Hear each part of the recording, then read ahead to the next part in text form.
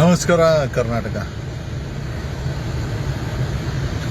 ಧರ್ಮಸ್ಥಳ ಹತ್ಯಾಕಾಂಡದ ವಿಚಾರವಾಗಿ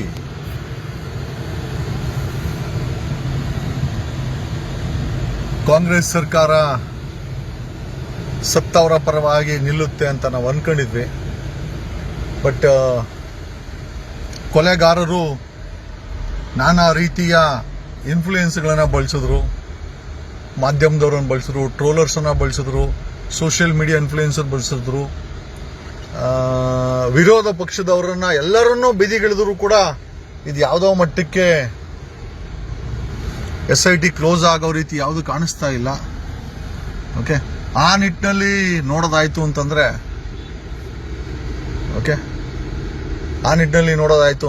ಈಗ ಎಂಟೈರ್ ಭಾರವನ್ನ ಇವತ್ತು ನೀವು ನೋಡಿರ್ಬೋದು. ಮಿನಿಸ್ಟರ್ ಲಕ್ಷ್ಮೀ ಹೆಬ್ಬಾಳ್ಕರ್ ಅವರು ಒಂದು ಸ್ಟೇಟ್ಮೆಂಟ್ ಕೊಟ್ಟಿದ್ದಾರೆ. ಷಡ್ಯಂತ್ರದ ಬಗ್ಗೆ DK ಶಿವಕುಮಾರ್ಗೆ ಎಲ್ಲ ಗೊತ್ತು ಅಂತ.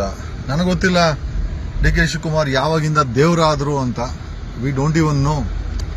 ಬಟ್ ಒಂದಂತೂ ನಿಜ,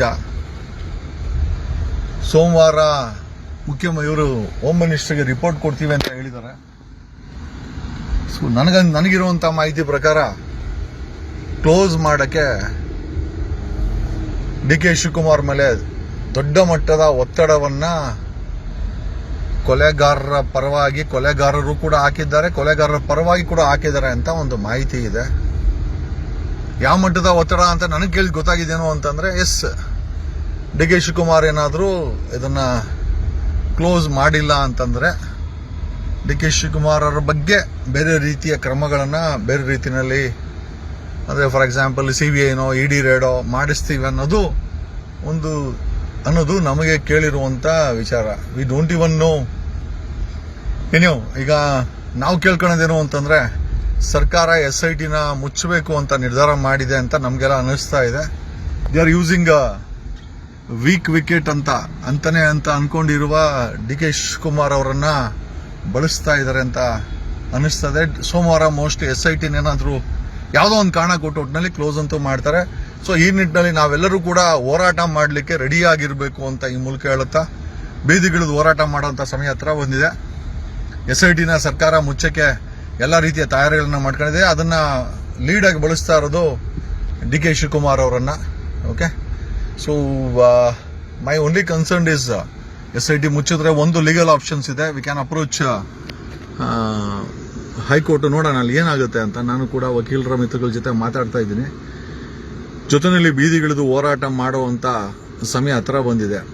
ಯಾಕೆ ಅಂತಂದ್ರೆ, ಇವತ್ತು ನೀವೆಲ್ಲ ನೋಡಿರ್ಬೋದು, ಲಕ್ಷ್ಮೀ ಹೆಬ್ಬಾಳ್ಕರ್ ಅವರು is a mouthpiece of DK Shivakumar.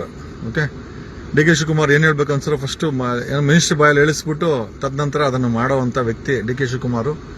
DK Shivakumar ಸಹ ಪ್ರೆಷರ್ ಅಲ್ಲಿ ಇದ್ದಾರೆ.